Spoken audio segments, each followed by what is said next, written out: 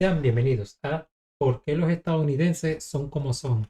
De Siran Comunicación. Vale. Los Estados Unidos de América, ese país que dice amar la libertad, pero tiene restricciones para todo. La nación de las hamburguesas y bebidas personales, capaces de alimentar a una familia latina de 5. Mira, no hay país en este mundo que no tenga restricciones, bro. O sea, no hay país que no tenga restricciones. Todo país tiene sus leyes, cosas que puedes y que no puedes hacer.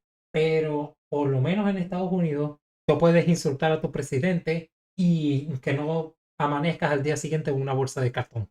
Bolsa de cartón o una bolsa de plástico. Tú puedes iniciar un emprendimiento y que al menos al inicio de tu emprendimiento no llegue el Estado y te mate a 30.000 impuestos. Puedes, si bien es una problemática el tema de las armas en Estados Unidos, puedes tener un arma en tu casa sin temor a que el Estado algún día te la vaya a quitar y iniciar una dictadura en la cual sus ciudadanos no tengan con qué defenderse contra dicha tiranía. Puedes expresarte en redes sociales, que si bien eso lo quieren coaccionar, no es tan grave como en otros países donde, por ejemplo, ya hay casos de venezolanos que por criticar a Maduro en Twitter al día siguiente les llega el SEBIN y se los llevan para un hueco. O sea, obviamente no es un país que te deje hacer absolutamente 100% todo lo que se te dé la gana, porque una cosa es libertad y otra cosa es libertinaje. Pero por lo menos si comparamos a Estados Unidos con el resto de dictaduras, de tiranía que existen a lo largo del mundo, ciertamente tenés muchas más libertades. Por ejemplo, ¿dónde tenés más libertad? ¿En Estados Unidos o en Cuba? Las armas en venta en los supermercados, las millas en vez de kilómetros, los pies en vez de metros. En serio, ¿qué Eso sí que es estúpido. O sea, millas, kilómetros, armas en supermercados. diablos es un pie? ¿Y por qué de medir 5.9 no pasan a 6, sino a 5.10 y hasta 5.11? ¿Qué carajos? Pero bueno, las banderas en absolutamente todos lados, donde aman a Dios sobre todas las cosas, pero desconfían de cualquiera que tenga el mismo nombre que su hijo. Ah, aunque eso es bastante estúpido. Ahí lo de tener la bandera en todos lados. Hay una cosilla que yo he comentado por ahí hace tiempo que tiene que ver con. Bueno, voy a decirlo ya. Yo pienso que Estados Unidos, o sea, ellos son muy nacionalistas, muy de creernos chingones, de creernos que somos la última Coca-Cola del desierto. E irónicamente, los gringos, por creer que son el mejor país del mundo, ha hecho que de forma subconsciente busquen querer ser el mejor país del mundo. Como ellos se creen mejor que todo, como se creen la última Coca-Cola del desierto, como ser el mejor país del mundo, subconscientemente procuran buscar serlos. Y podríamos decir que ahorita los gringos, que ya están saliendo sus complejos a la palestra, están teniendo bastantes problemas con eso, que no, que somos blancos, que somos racistas, no, que se nos fue lo otro, aquello, etcétera. Usted sabe los tipos de problemas sociales que hay ahorita en Estados Unidos. Como ahorita está saliendo a la palestra los problemas sociales de Estados Unidos, y eso les está generando cierto resentimiento interno y cosas así por el estilo. Irónicamente, eso está ocasionando que ahorita Estados Unidos esté perdiendo su estatus de hegemonía, poder, teniendo muchos problemas y así. Es decir, ellos se creían la gran verga, lo cual hizo que irónicamente te tirasen para adelante y ahora que están diciendo, tal, coño, no somos el país perfecto, somos una basura. Y uy, pum, se está volviendo el país una basura. Es una hipótesis que yo tengo en la cabeza. No tomen lo que estoy diciendo como para verdad absoluta. Tendría que buscar a algún experto en ciencias sociales que hable del tema, a ver si es así como comento. Impuestos altísimos, pero que si te da una fuerte indigestión A ver, ya que fue esto, ya nadie usa las medidas por pie, ni siquiera en Inglaterra, y ellos los inventaron. y vas a un hospital, terminas endeudado de por vida. Donde tras gastar $100 en una cena, esperan que dejes 40 extra de propina. Donde no puedes tomarte una cerveza hasta que tengas 21 años, pero a los 16 tienes permitido alistarte en el ejército e ir a zonas de guerra activas. Donde si vas a una tienda y ves que algo cuesta $10, de repente, al momento de pagar, son 10.89 y muchas, pero muchas cosas más que para 10.89. Eso es porque en Estados Unidos tengo entendido que ellos no aplican el IVA al precio. Ellos aplican el IVA cuando ya estás pagando. Ya que según que cada estado tiene su propio IVA y como cada estado tiene su propio IVA, no te lo ponen en el producto, te lo ponen después del producto. Lo cual a mí me parece una mierda, porque a pesar de que hayan distintos estados igualitos, perfectamente podrían poner el IVA en el mismo producto. nosotros son totalmente extrañas e ilógicas, pero para ellos es lo más normal del mundo. Básicamente, por mucha influencia cultural que tengan en el mundo, seguimos viéndolos como una sociedad que, para bastantes personas, parece muy rara, por no decir otra cosa. Pero aquí es cuando yo me atrevo a decir que esta palabra, rara, es un poco floja. La verdadera pregunta no es si ellos son raros, porque comparado con el resto del mundo sí lo Que lo son. son, sino más bien por qué son raros. Y es sobre justamente esto de lo que hablaremos hoy. Yo soy Rafa, del canal Cine Comunicación, y esto es ¿Por qué los estadounidenses son como son? Bueno, yo creo que ya yo les he comentado por acá que para mí existen cinco grandes agujeros negros en este mundo, que son Brasil, Estados Unidos, China, Rusia, Japón. Ay, la India. Bueno, seis, la India. ¿Por qué agujeros negros, Lesca? Porque son prácticamente realidades alternas aparte. sea, usted va a esos países y te das de cuenta que son mundos totalmente distintos. Para responder esta pregunta, primero tenemos que quitarnos algunos paradigmas de encima y entender muy bien el contexto de los Estados Unidos como nación, pero no con los ojos con la que la vemos en la actualidad inicialmente, sino más bien como era en sus inicios. Sí, primero No, para mí, pues, o sea, para mí los países agujeros negros son países que son memes, o sea, países que su existencia, su idiosincrasia y su forma de ser parece un capítulo de un show de comedia. vamos a hablar sobre su historia. Hubo alguna vez, mucho tiempo atrás, donde el resto del mundo no veía a este país como un entrometido ególatra, invasor o Ah, algo más para completar la definición. No solamente, no es que solamente sube un show de comedia, sino que ese show de comedia sea a puerta cerrada, que usted no lo vea a simple vista, pero cuando te metes de lleno a verlo, te traga, te come. O sea, como que si en la madriguera de conejo hubiese una deidad cristiana que te chupe. Leca, pero todos conocemos la idiosincrasia estúpida de Estados Unidos, sí. Pero ¿por qué con Estados Unidos? Es porque ustedes saben que Estados Unidos tiene muchísima influencia cultural a nivel mundial. Ellos utilizaron la victoria cultural del Civilization. Buscaron que todos consumamos la cultura gringa, lo cual nos hace saber que están pendejos. impone sus intereses sobre los demás creyéndose mejores que todo el resto del planeta, sino más bien que lo veían como un nuevo actor mundial con ideales democráticos y justos en medio de un mundo regido Eso de creerse mejores y de querer imponerse sobre los demás es lo que hizo que le arrebatasen la mitad del territorio mexicano y se lo quedasen ellos, lo cual les dio el estatus de potencia. por reyes y emperadores, y un ejemplo a seguir y a imitar en cuanto a independencia y autonomía americana de Europa se refería, siendo incluso el primer estado en independizarse de todo el continente. Y es por esto que para comprender a los Estados Unidos del pasado y cómo estos orígenes influyeron totalmente a lo que son hoy, tenemos que viajar a su nacimiento. Paradójicamente, desde sus inicios, el nombre de Estados Unidos era el más irónico que pudieron imponerse. La realidad es que, desde su declaración de independencia, en estas tierras no existía una idea de estadounidense. Lo que había era un mosaico de 13 colonias británicas dispersas y con sus propias agendas y pensamientos. Había virginianos con una aristocracia terrateniente, puritanos en Massachusetts con un estricto código moral y agricultores en Pensilvania que valoraban la tolerancia religiosa. Eso sin hablar de las otras 10 colonias. Sus lealtades eran hacia sus propias colonias, sus familias y sus comunidades, no hacia una entidad nacional abstracta que podía existir. Es decir, es como si en Sudamérica, en vez de diferentes movimientos independentistas que dieron como resultado varias repúblicas diferentes, se hubieran unido todos los virreinatos y capitanías para formar una nueva república supuestamente unida en todo el sur del continente. Y aunque hoy en Y fíjate que eso hubiera sido muy bueno, pero preferimos ser repúblicas de bananeras por separados. día sabemos que, volviendo a los Estados Unidos, esta unión sí funcionó. En el pasado, muchos vieron a esta como un experimento social con muy pocas posibilidades de tener éxito. Y esto era fundamentado, ya que hasta tuvieron la guerra civil más sangrienta del continente justamente por esas diferencias entre estados y sus deseos de ser independientes y todo. Sí, pero solamente fue una sola guerra civil. Uy, pero adelante esto si cree. Fue una guerra civil. Mientras tanto tenemos Polonia con el récord de ser el país con más guerras civiles en todo el continente. Ay, pobre Colombia. Esas diferencias entre estados y sus deseos de ser independientes, y todo en menos de 100 años de existir unidos. Aún así, esta variedad de intereses, filosofías y culturas, y sumándole el hecho que esta era una nueva república donde todo el mundo era igual, o bueno, todos los hombres blancos eran iguales y se veían como superiores a las demás razas y a las mujeres, las cosas Obviamente, todos los hombres son iguales, pero los negros no son hombres. hay que decirles cómo son, hizo que, a diferencia de en otras partes del mundo, cualquier persona que quisiera trabajar, innovar, explorar y subir en la escala social, viniera de donde viniera, de nuevo, siempre y cuando fueran blancos y hombres, pudieran lograr muchas cosas en la vida si ponían De bolas, pero obviamente los hombres blancos son los hombres, pero la gente marrón no es gente. esfuerzo. Esta falta de un pasado feudal, que sí existía en Europa, fue crucial para el desarrollo de la nación. No había una nobleza de sangre que controlara la tierra desde hace siglos. En esta nueva y territorialmente gigante nación, la tierra era un bien alcanzable y la prosperidad se medía por la capacidad de un individuo de trabajarla y desarrollarla. Esto fue lo que sembró la semilla de la autonomía y la autosuficiencia desde los primeros momentos que el país existió, pues cada persona, a diferencia de los súbditos europeos, tenía una oportunidad real de ser dueño de su propio destino.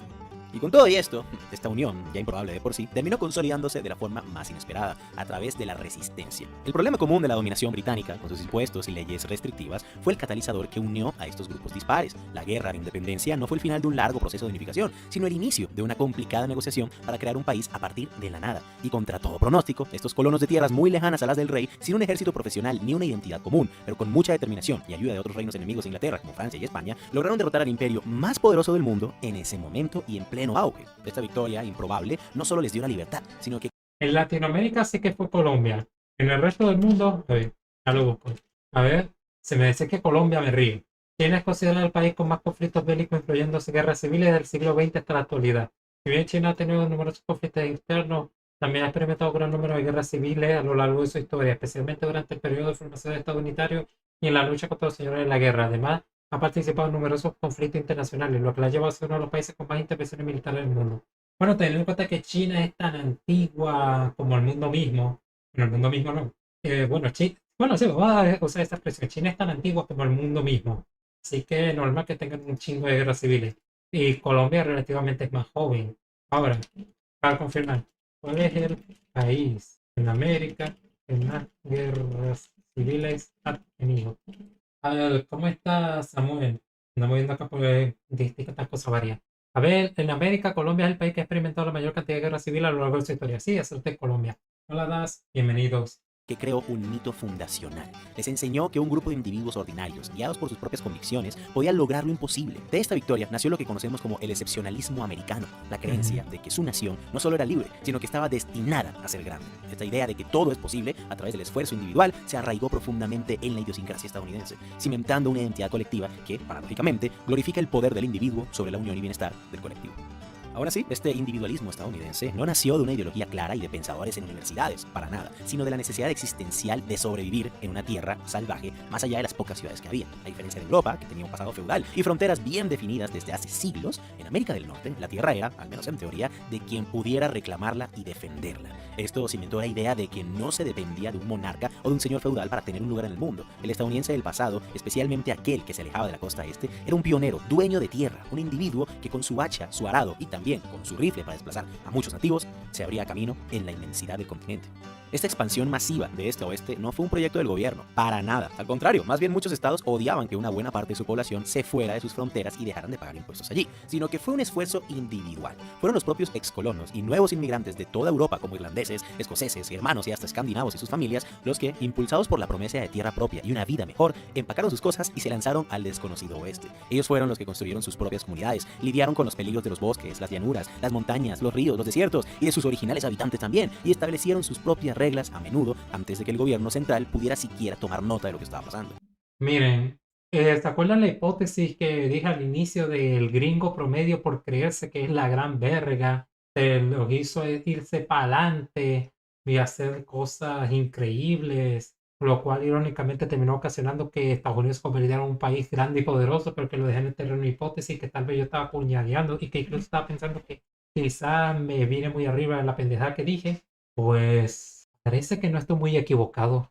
Y el resultado de esta liberación y autonomía fue una profunda desconfianza en el poder central del Estado, ya que si yo estaba haciendo todo, ¿por qué me tengo que dejar gobernar por un Estado que llega después y dice, ah no, mira, tiene que volver a pagarme impuestos? Para los estadounidenses, fuera de las 13 colonias originales, el gobierno en Washington era una entidad lejana y a menudo irrelevante, y al no haber ningún lazo fuerte a ser estadounidenses, se cimentó la idea de que la libertad y el progreso se lograba sin la intervención del gobierno, sino a pesar de él. Es por eso que desde siempre y hasta la actualidad, si le preguntas a un estadounidense de dónde es, casi nunca va a decir estadounidense, sino que te va a decir del estado de donde es. Aunque cabe también aclarar que si no fuera por la victoria del gobierno en varias guerras y la compra de muchas tierras en el continente, estos individuos no habrían tenido el permiso legal de emigrar y establecerse.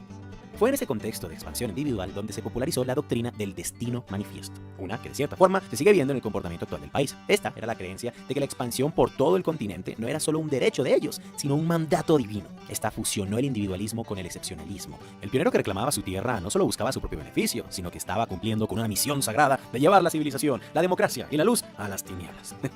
Esta fue la justificación moral y espiritual de un crecimiento sin precedentes.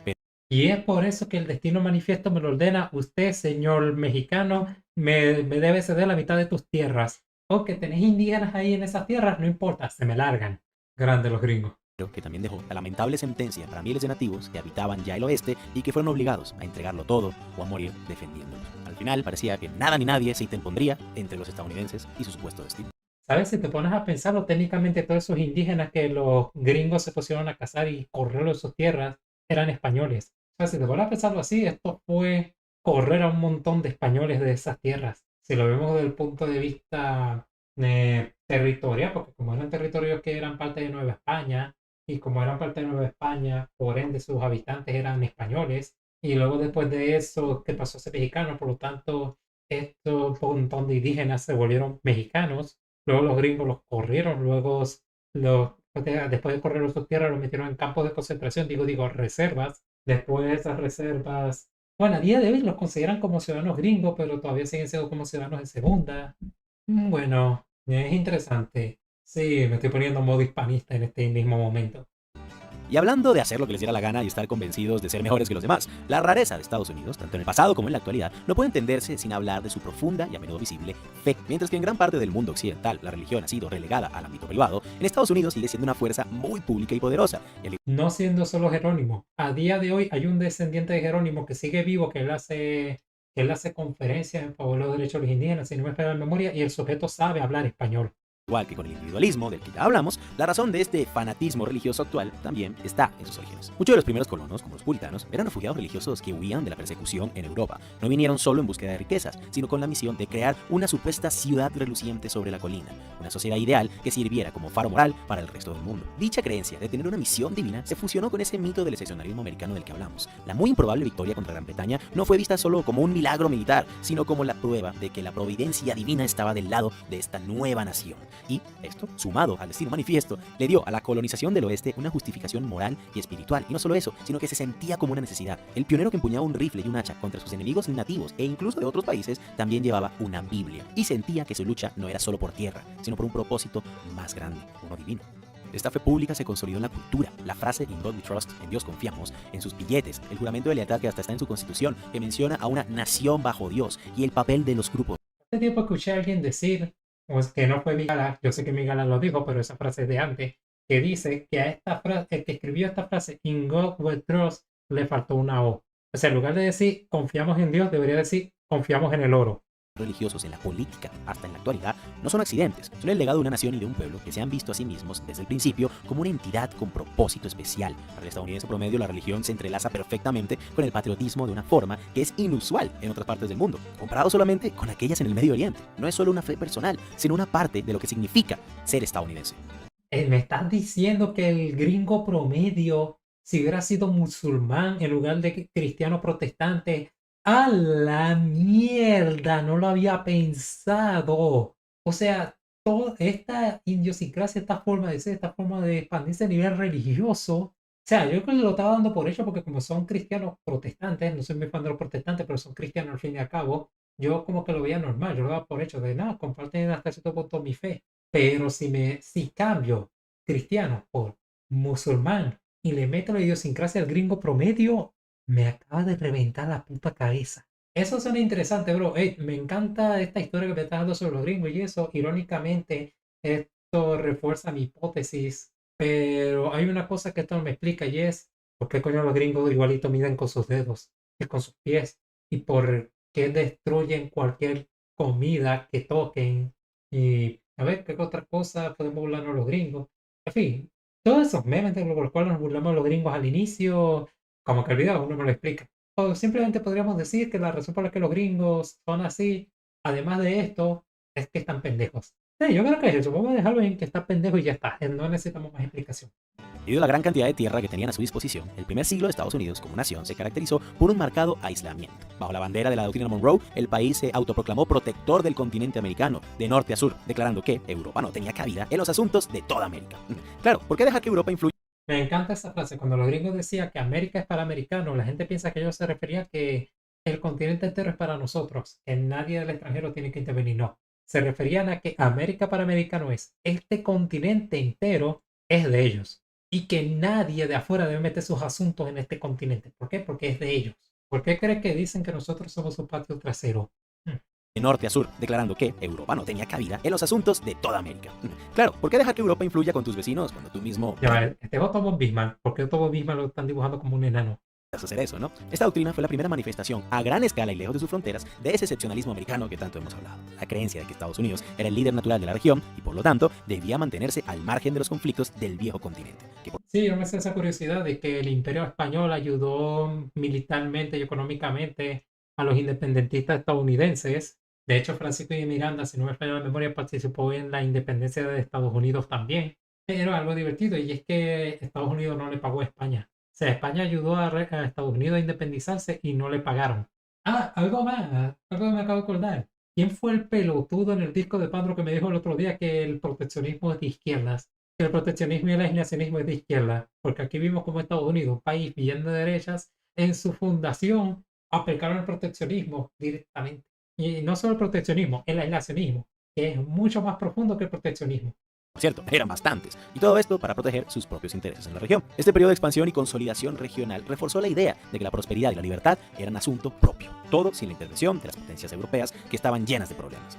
Pero bueno, todo esto sí Y sí, digo que es pelotudo, porque coño la madre, ¿cómo me vas a decir que Donald Trump es de izquierdas? deseamos ignorar un par de guerras en el continente que ellos iniciaron con México, España, Colombia, Haití y varios más, ¿no? Pero bueno, dicho paradigma cambió drásticamente con la llegada de las guerras mundiales. La Primera Guerra Mundial específicamente fue algo que despertó a todo el país, un evento que forzó a la nación a mirar más allá de sus fronteras, dándose cuenta de que sus tierras e influencia del momento ya no eran suficientes y que el mundo necesitaba la ayuda del tío Sam, y que por eso solo sus ideales y doctrinas podrían traer orden a un planeta lleno de conflicto. De nuevo, esto solo en sus ojos. No obstante, fue la Segunda Guerra Mundial la que selló su destino. A diferencia de las naciones europeas y asiáticas que terminaron la guerra devastadas y con sus economías en la ruina, Estados Unidos salió de dicho conflicto victorioso, como la única superpotencia intacta y con una capacidad industrial sin igual. De hecho, tengo entendido que en la Primera Guerra Mundial había bastantes, si bien había uno que otro político que estaba a favor de que Estados Unidos se metiese en la guerra, lo cierto es que los presidentes o sea, no veían buena idea meterse en la Primera Guerra Mundial. No fue hasta que empezaron a hundir esos barcos cargados de civiles estadounidenses que Estados Unidos dijo, ¿sabéis? Deberíamos meternos en esta guerra ya mismo porque están matando a nuestros ciudadanos. Y en la Segunda Guerra Mundial ellos también dijeron, no, no hay que meternos en esta guerra. Pero luego llegó Japón atacando Pearl Harbor y dijeron, ¿sabéis qué? Tenemos que meternos en esta guerra porque hacernos los locos, hacernos como que no sabemos qué coño pasa en el resto del mundo, tenemos que ignorarlo, no está funcionando, tenemos que intervenir. Y eso fue lo que nos llevó a la chingada. Que los gringos después de eso dijeron, ¿sabéis qué? Yo creo que este mundo funcionaría mejor si nos convirtiésemos en la policía del mundo. Menos por ahora. Estas victorias y el papel de liderazgo que asumieron en la reconstrucción global a través de iniciativas como el Plan Marshall fue visto por ellos como la validación definitiva de su excepcionalismo. El mundo, que había fracasado por siglos en su intento por mantener la paz, parecía necesitar a un líder, y según su narrativa, ese líder tenía que ser los Estados Unidos de América. Este periodo, conocido como el siglo americano, cimentó la idea de que la nación no solo era una ciudad luciente sobre una colina para sus propios ciudadanos, sino una luz guía para toda la humanidad.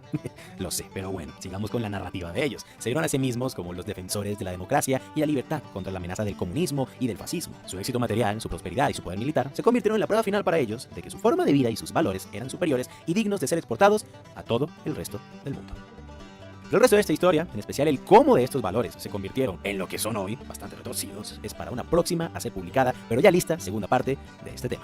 Y bueno, nuestros queridos suscriptores, hasta aquí dejamos el video de hoy. Esta es como decir la primera parte, la parte contexto, de todo este tema de por qué los estadounidenses son tan raros. Un video muy similar. Ah, ya. O sea, este video va a tener una parte 2. En la parte 2 me va a explicar por qué ellos hacen horrores con su gastronomía, por qué piensan que la forma más efectiva de medir es con pies, mimillas y todo ese tipo de pendejadas. Ok, eso está chido porque me da curiosidad ver cómo se volvió la idiosincrasia de gringo promedio ahorita.